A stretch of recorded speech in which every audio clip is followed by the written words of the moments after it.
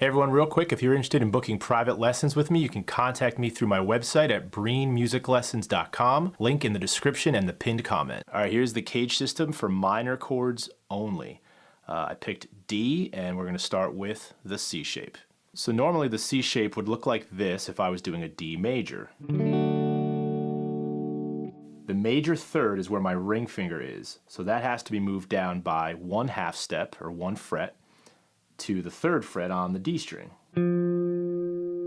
But that kind of forces me to reconfigure all of my other fingers, and I'm forced to do something like this. Kind of a tricky shape.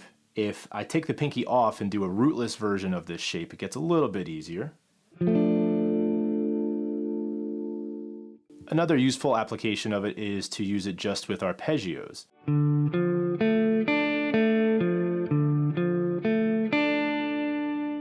Next up is the A shape.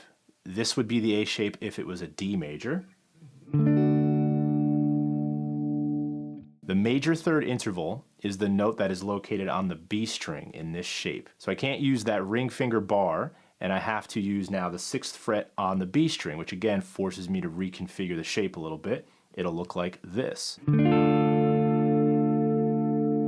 Next up is the G shape. This is arguably the hardest shape to pull off in its minor form. I'll start off by showing you what the major shape looks like.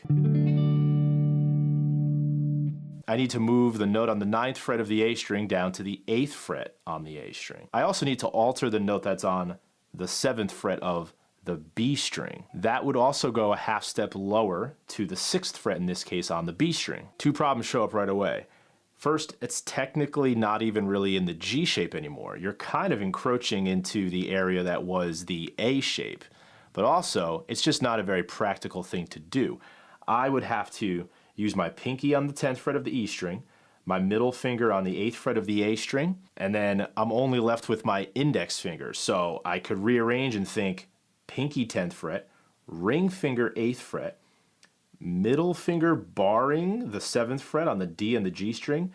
But again, you quickly start to realize this is not a very practical way to do the G shape. So the first solution to this issue is to not include the minor third interval on the B string and use a different interval. So I can find the 5th interval on the 10th fret of the B string. And all of a sudden, this becomes an option. Still not very comfortable.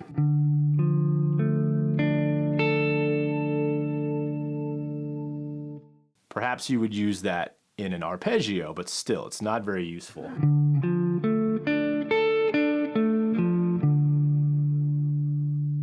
I find myself coming back to this rootless version of the chord shape. Next up is the E shape, another familiar bar chord shape. This would be the major version. This might be the easiest adjustment. I just need to take my middle finger off the string. The middle finger is the major third interval. So all I have to do is go down a 1/2 step. My bar is already there waiting. I just take the middle finger off, and I have the minor version of the E shape. And I always like to include the F shape in this CAGED conversation. I know technically it's not its own standalone shape, but I still think it's very usable. This would be the major version of the F shape for D major. If I take that middle finger off and make sure that my first finger is barring the 10th fret on the bottom 3 strings, I get my minor version of the F shape. And finally, I have the D shape of D minor. So this would be the major version of the D major. Where my ring finger is, the 14th fret on the high E string is the major third interval. So that interval needs to be lowered by a 1/2 step. And now, because of that, I get this as a result. And those are the minor versions of the CAGED system.